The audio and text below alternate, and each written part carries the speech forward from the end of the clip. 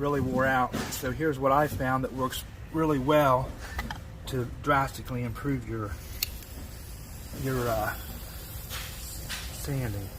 You don't even have to take it off the machine. If this burns back the material that's causing the issues.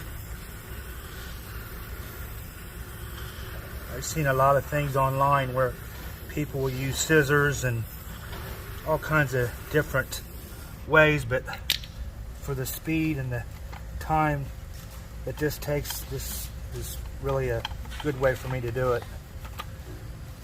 Here's an after.